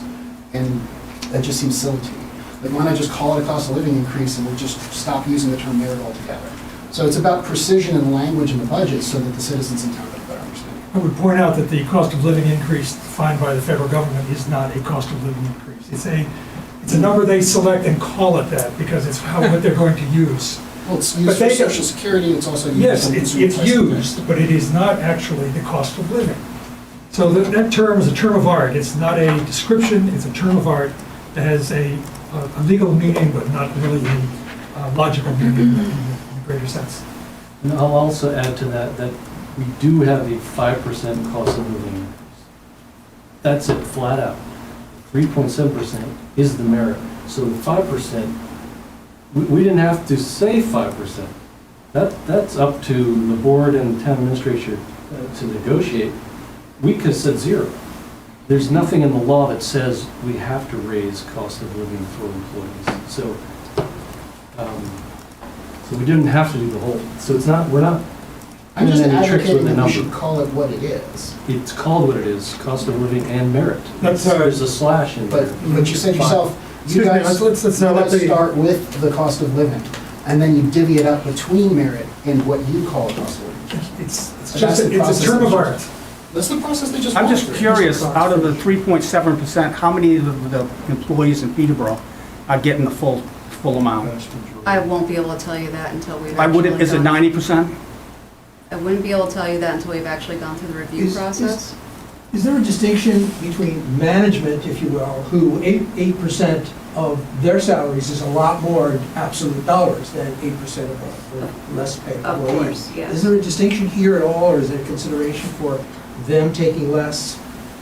Or Again, it really is based on their job performance. That's what we look at. Each of the directors reviews their own staff. I review the directors. We make a determination based on their performance over the last year, whether or not they've reached certain benchmarks and goals. And as far as the dollars that are given out, it is, like you say, in accordance with what their current salaries are. As I said at the beginning of the meeting, it's also important to remember that this year we are fully loading the merit, which we have not done in the past few years, so that we'll have some money for salary adjustments, because there are some folks who do, who work in positions that have been underpaid, and we've had to make salary adjustments in those departments specifically targeted, but we haven't had money specifically budgeted for that.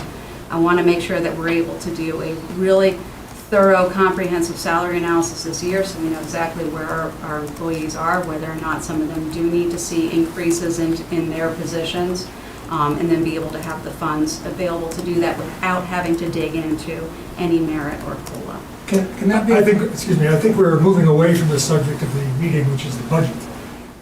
Understanding the policy behind our changes in our annual salaries is really not an issue. I think we understand the select board has selected 5% for all employees and 3.5% for merit increase per person. Okay. And aside from that, what we call it is really not a budget committee issue. Do we have any questions for Seth based on his presentation on the DPW? Leslie? Oh, I just wanted to say that I thought Andrew's slides were really interesting, and I appreciate putting them together, and I wish we could have heard you describe them. Well, we will take them up at a later meeting. I had a question for Seth. Would it surprise you to learn that over the last 3 years, the initiatives that you and your team have undertaken to bring work in-house have likely saved the town $100,000 off of inflation-adjusted spending on external services? No, because it's been the charge that the select board and town administrator, current and past, have given me to do with the department. I got one more for you. Would it surprise you to learn that over the last 3 years, your departmental budget's increase has only been 9%, while the town's total spending has grown by 33%? I believe we're taking up the subject of your PowerPoint now, which the budget chair said It's a we wanted question. to do. It's a question about your budget. I have done my own analysis of how I'm my just asking budget if you'd be compares to surprised others. to hear those numbers. I would need to do analysis as a person who prides myself on, You would have to define your categories a lot more clearly than you just did. No, you don't. They're in the budget. Carl. You just have to read it. For Christ's sake. I don't think that's true. I mean, we can go read this all night. No, but we're not going to. You can do it all night. Why don't we close the meeting and let you play your game? I just had one more question. What is the subject of your question? It's Just the subject. Are you talking about the DPW? No. We're talking about the DPW right now. Are there any other comments on the DPW? Any other questions? What would you like to talk about? I want to know why the select board thinks they have the authority to disband the budget committee. It's a great question. Who has the authority? Nobody has the authority to do that. The only authority... Well, I read it in the paper, so that's what I was asking. I wanted that to be a headline. They tucked it away on like page 5 or something. The authority rests with the town meeting. With the voters, yes. Yes. Yes. It was never stated that the select board had the authority to do that, sir. It was certainly not suggested that it be done or that it would It be, wasn't should be suggested done. either. It wasn't suggested? No. Then how did this reporter come up with it? I asked a question if that had come up when there were discussions about changes to the budget committee's admission charge platform. That was it. Read the minutes. Although they're not ready yet, are they? No, but the, Press always writes what they want. they're for approval, and also the Those papers. meeting is online, so you can go back and watch it anytime. That's true. Yeah. Seeing nothing pressing, let's hand it over to Tyler to approve the minutes. Sure, I would make a motion that we approve the select board portion of the minutes from our last meeting. I'll second that. All those in favor? Aye. And for motion to, I will move to approve the minutes for the meeting that was held jointly last week. And distributed this week. So that was January 3rd. We'll make a motion to accept. It's moved, it's seconded. Second. Moved and seconded. Among the budget committee. Yes, we have a change here. I'd like to recommend a minor clarification on page 5. The great minutes, but there's, I think, a clarification that would be helpful. And that is on page 5 in the sentence that about halfway down begins, "In operations, there are no changes to staff." And the second line, as the audit is taking less time due to increased efficiency, I would strike the 2 words "increased efficiency" and insert "better records provided by the town finance staff" to appropriately attribute Lily and her staff as to why the audit hours are reduced. Is that acceptable to you? You made the You motion. can't actually change what was said. You can She's not maybe changing. add a note. She's not changing what's said, she's suggesting that's a better description. As I recall, Okay. that is the description that was given at the meeting. I move we review the tape and bring it up next meeting. Second. We have a motion. Second. All in favor? You are not, You're not the chair, No, dude. leave it alone. Oh, no. Well, he There's wants to get already out a of here. motion on the table. are there any discussion of that particular motion? I think it's a waste of time when we have Attribution for a very simple change that is perfectly consistent with the discussion we had last week. Oh, there's an objection, that's all. Any other discussion? All right, with respect to Andrew's motion, all those in favor of wanting the budget committee, say aye. that include you? So what we're saying, to at least. To your motion. My motion. Yes. So whether or not we're going to review it, so is it a vote yes that we are going to review it, or is it a vote no that we're not going to review it? It's your motion. Okay. What's your motion? Well, if I make another motion. No, we you're have to making give that motion. What motion are you making? Can we get a read back on what the motion is? His motion was to review the tape from last week. That was his motion. Before we make a decision on this. All those in favor of that motion, say aye. Aye. Aye. Those opposed? Aye. Aye. In the opinion of the chair, that is a failed motion. Let's go back to the motion that was introduced by Ron, that we approve the minutes with this amendment. Is there any discussion of that? Those opposed, say, excuse me, those in favor, say aye. Aye. Those opposed? Minutes are approved. And the meeting is adjourned. What time next week? 5:30 next week.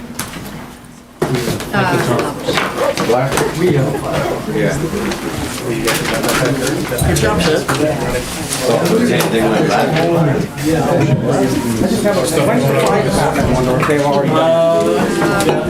Now, 2 hours ago, it was